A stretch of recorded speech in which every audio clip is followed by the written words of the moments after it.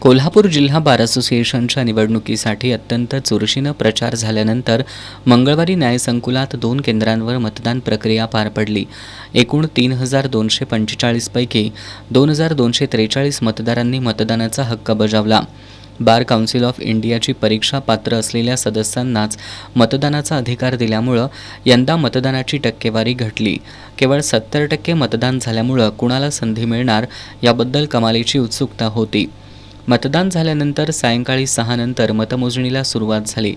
पदाधिकारी गटात अध्यक्ष ॲडव्होकेट सर्जेराव खोत यांनी 1,412 मतं मिळवत 601 मताधिक्यानं विजय मिळवला. उपाध्यक्ष वगळता अध्यक्ष, सचिव, सहसचिव, लोकल ऑडिटर आणि महिला प्रतिनिधी या 5ही जागांवर सरासरी 500 ते 700 मतांच्या फरकानं ॲडव्होकेट खोत पॅनेलनं विजय मिळवलाय. या निवडणुकीत अध्यक्षपदी सर्जेराव खोत, उपाध्यक्षपदी उमेदवार उमेश माणगावे यांच्यासह निशिकांत पाटोळे, राजू ओतारी, करणकुमार पाटील, सोनाली शेठ, स्नेहलता सावंत, चंद्रकांत कुरणे, सागर घोरपडे, सरिता घोरपडे, श्रद्धा कुलकर्णी, गीता इंगळे, पृथ्वीराज करपे, मीना पोतदार आणि रोहिणी भोसले हे उमेदवार विजयी झालेत.